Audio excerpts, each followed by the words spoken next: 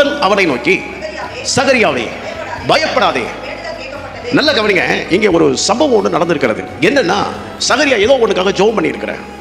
இப்போ அதைத்தான் அந்த தூதன் சொல்றாரு, என்றைக்கோ ஜெபித்த ஜெபம், பல நாட்களாக ஜெபித்து கொண்டு வந்த ஜெபம், அந்த ஜெபம் இதுவரைக்கும் கேட்கப்பட்டதாக சகரியாவுக்கு காணப்படவில்லை.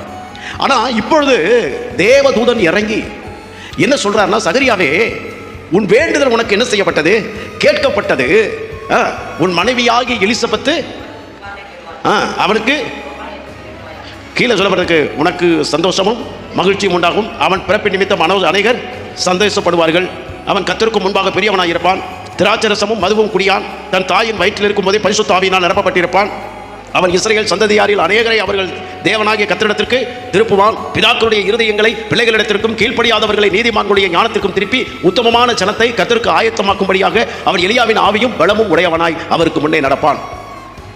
இதுதான் செய்தி. தூதன் பேசுறார். சகரியா சொல்ற வார்த்தையை கவனிங்க. அப்பொழுது சகரியா தேவதூதனை நோக்கி, அதை நான் எதினால் அறிவேன்?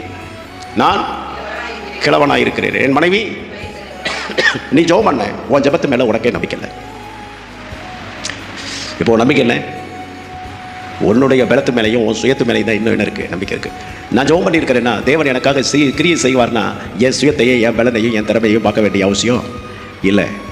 இங்கே மறுபடியும் சகரியை இப்போ என்ன பார்க்குறேன், நான் எப்படி இருக்கிறேன், என் மனைவி எப்படி இருக்கிறான். நீ ஆண்டவர் உன் ஜெபம் எப்படிப்பட்டதாக இருக்கிறது, உன் ஜெபத்திற்கு பதில் வந்ததற்கு அடையாளமாக வானத்திலிருந்து தேவதூதன் இறங்கி உன்னோட கூட ஒரு பிரகாசமான ஒளியிலே நின்று பேசிக் கொண்டிருக்கிறார். தேவதூதன் இப்படிப்பட்ட வார்த்தையை பேசிக் கொண்டிருக்கும் போது மாறுத்தரமான வார்த்தைகளை பேசுகிறதுக்கு இந்த சகரியாவுக்கு எப்படி இருதயம் வந்தது?